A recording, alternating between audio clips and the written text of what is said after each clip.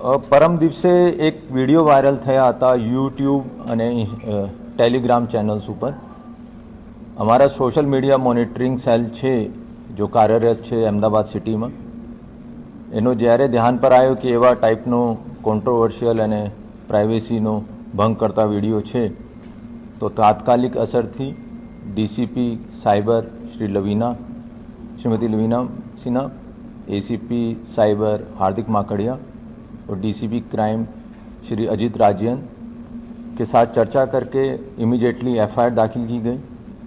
क्योंकि જ્યારે આ એફઆઈઆર દાખિલ થઈ ત્યારે ખબર ન હતી કે આ વિડીયો ક્યાંનો છે. પછી ખબર પડી કે આ રાજકોટનો વિડીયો છે અને ત્યાં નર્સિંગ હોમ છે એનો વિડીયો છે, પાયલ નર્સિંગ હોમનો વિડીયો છે. રાજકોટ સિટી પોલીસનો સંપર્ક કરવામાં આવ્યો, ત્યાંનો સીપી સાહેબ અને ડીસીપી ક્રાઇમ પાર્થરાજ ગોહિલ સાહેબે પણ સારી મદદ કરી અને ત્યાંનો જેટલા લોગ છે યાની કે જ્યાંથી આઈપી લોગ જનરેટ થાય છે સીસીટીવી કેમેરાનો, એનો 3 મહિનાનો ડાટાબેઝ લીધું અને પછી અહીંયા મોકલવામાં આવ્યો. રાત્રે આ ડાટાબેઝ અને ટેલિગ્રામ ચેનલ અને યુટ્યુબ ચેનલ્સનો ટેકનિકલ એનાલિસિસ કરવામાં આવ્યો અને ખબર પડી કે આ ટેલિગ્રામ ચેનલ અને યુટ્યુબ ચેનલ આ મહારાષ્ટ્ર, લાતુર, સાંગલી ત્યાંથી ચલાવવામાં આવે છે. તાત્કાલિક ટીમ અમે કાલે રવાના કરી. કાલે રાત્રે આ અલગ અલગ જગ્યાએ જેવી કે પ્રયાગરાજ, લાતુર, સાંગલીમાં કાલે રાત્રે ટીમ પહોંચી ગઈ. ત્યાં લોકલ પોલીસની પણ મદદ મેળવે અને આજે સવારે આ 3 જગ્યાએ સાયબર ક્રાઇમની ટીમો અને ક્રાઇમ બ્રાન્ચની ટીમોએ ત્યાં 3 આરોપીનો અટક કરવામાં સફળતા મળી. આ 3 આરોપી જો છે પ્રજ્વલ અશોક તેલી, લાતુરનો રહેવાસી છે, આ મેઇન માસ્ટર માઇન્ડ છે. છેલ્લા 1 વર્ષથી આ ટેલિગ્રામ ચેનલ્સ પર એવા ટાઈપનો વિડીયો ડિસ્ટ્રીબ્યુટ કરતા હતા. એના માટે એના સાથે એક રાજેન્દ્ર પાટીલ સાંગલીનો જિલ્લા સાંગલીનો રહેવાસી છે, આ પણ કામ કરતો હતો અને રાજેન્દ્ર પાટીલ આ ટેલિગ્રામ ચેનલમાં કોઈને વિડીયો ખરીદવા માંગતા હોય તો એનો પૈસા લઈને મોકલતો હતો. અને એવી રીતે એક સીપી મોંડા કરીને ટેલિગ્રામ અને યુટ્યુબ ચેનલ આ કુલચંદ ચંદ્રપ્રકાશ ભીંસ પ્રયાગરાજનો પણ ચલાવતો હતો અને આ બધા યુટ્યુબ ચેનલો ઉપર આ વિડીયો વાયરલ થયેલા. આ લોકોનો અત્યારે ત્યાંથી અમારી ટીમો લઈને રવાના થઈ ગઈ છે. કાલે બપોર સુધી અહીંયા આવી જશે. આ લોકોનો રિમાન્ડ મેળવવામાં આવશે, અટક કરવામાં આવશે. અને જો પ્રાથમિક દૃષ્ટિ જોઈએ તો આ લોકો રોમાનિયા અને એટલાન્ટા ત્યાંનો હેકર્સના જોડે વર્ચ્યુઅલ નંબરથી સંપર્કમાં છે અને પ્રાથમિક દૃષ્ટિએ લાગે છે કે આ હેકર્સ ફક્ત રાજકોટનો નથી પર દેશનો અલગ અલગ હોસ્પિટલનો પણ સીસીટીવી હેક કરેલા છે. અને આ કોનસે હોસ્પિટલનો કોનસા સીસીટીવી એના લોકો પાસે છે અને કેવી રીતે આ લોકો મેળવતા હતા અને ક્યાં ક્યાં વેચતા હતા એની બધી માહિતી કાલે આરોપી અહીંયા આવશે, એની પૂછપરછમાં ખુલાસો થશે.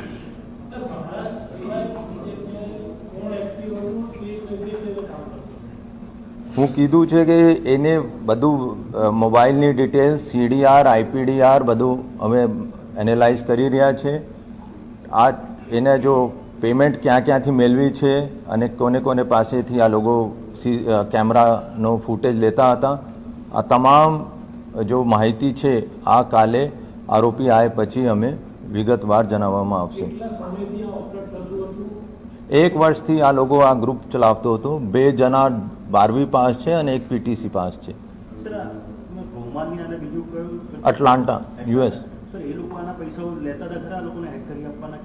અત્યારે એના વર્ચ્યુઅલ નંબર જોડે સંપર્કમાં છે અને કેવી રીતે પૈસાનો ટ્રાન્ઝેક્શન્સ કરતો હતો આ અહીંયા આરોપી આવશે. રિમાન્ડ દરમિયાન એના ખુલાસો મેળવવામાં આવશે. અને હું એક ચીજ ઓર જણાવવા માંગુ છું કે અત્યાર સુધી તો કોઈ હોસ્પિટલ સ્ટાફની મેલાપની યા નથી નીકળ્યું અને હું જણાવવા માંગુ છું કે સાયબર સિક્યોરિટી એક મોટો ઇશ્યુ છે અને એચએમ સાહેબ, ડીજી સર અને સીપી સાહેબ પણ ટૂંક સમયમાં એક તમામ કોમર્શિયલ ઇન્સ્ટિટ્યૂટ્સ અને હેલ્થ જો બડે બડે હોસ્પિટલ્સ છે એના જોડે એક મીટિંગ રાખવામાં આવશે અને આ લોકોનો પણ સાયબર સિક્યોરિટીનો કેટલા મહત્વ છે આ વિષય ઉપર એક સેમિનાર કરવામાં આવશે.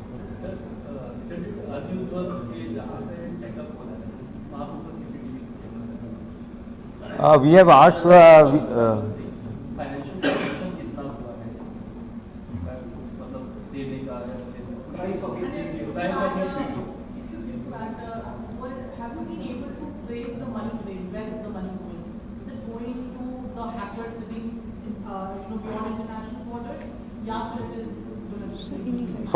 first query that we have asked from the health department whether they can put it in the labor room or not. Once we get reply from them, then we can act on it. Second, कितना पैसा ट्रांजेक्ट हुआ है, उसके UPI transactions में काफ़ी पैसा आया है और वो जो बात है कि आगे हैकर्स को कितना देता है और किस मोड में देता है, that we have to interrogate and then we can come to the conclusion. एक वीडियो का 2000 रुपया दे are charging and depending upon the videos, क्योंकि कुछ शॉप्स का है, कुछ अलग अलग प्लाजास का है या ऐसा मॉल्स का है, उसमें they are charging around 800 to 1200 rupees. और कोई इनडिसेंट वूमेन वो, हाँ, वो depending upon the video and quality and उस पर वो दे आर चार्जिंग.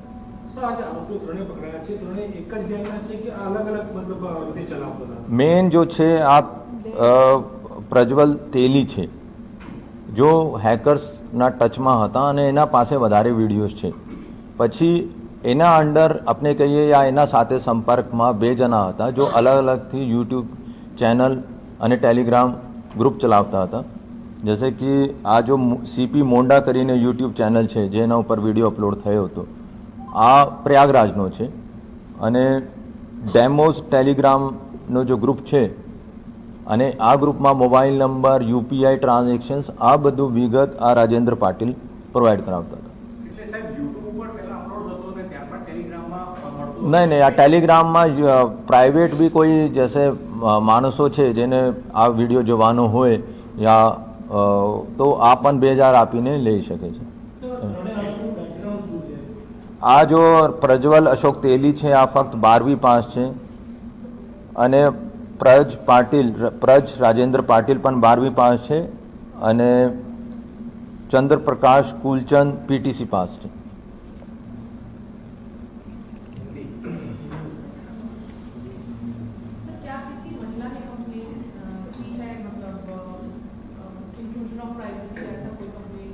अभी तक हमारे पास ऐसी कोई कंप्लेंट नहीं है. Police has taken proactive measures before the videos. Telegram group માં જેટલા મેમ્બર્સ હતા એ લોકોમાં એનાલિસિસ માં કેમ આવ્યું છે? સર ડિવાઇસ આવશે અને પછી અમે આરોપીઓની પૂછપરછ હજી આરોપી આવે એમની પૂછપરછ થાય ને પછી એના ડિવાઇસની આપણે તપાસ કરીએ, ફોરેન્સિક તપાસ કરીશું, પછી એમાં આગળ નીકળશે. અને એમાં 2 ચીજ છે.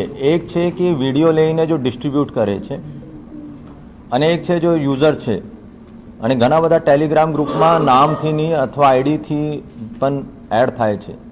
તો ખરેખર શું એકચ્યુઅલ આઈડી છે, શું એના મોબાઈલ નંબર છે, આ બધું વિગત અહીંયા આવીને, ક્યોંકि અમારો પહેલાં કામ હતો કે ત્યાં આરોપી પાસે પહોંચી જાય, એનો અટક કરીએ અને અહીંયા લેતા આવીએ અને કોઈ ડિજિટલ એવિડન્સીસ ડિલીટ ના થાય.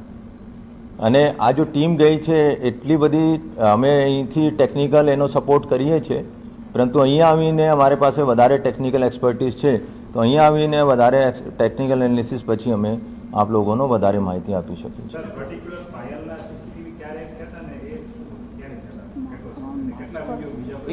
એમાં ફક્ત પાયલનો નથી ને પાયલનો ફર્સ્ટ વીક ઓફ માર્ચમાં વૈસે તો આ લોકો જોઈએ એને ફર્સ્ટ વીક ઓફ માર્ચની ફર્સ્ટ વીક ઓફ ફેબ મેં, પર આ લોકો ડિસેમ્બર જનવરીથી એનો હેકિંગ માટે ટ્રાય કરતા હતા અને આ જનવરી સેકન્ડ વીકમાં આ લોકો સફળ થયા.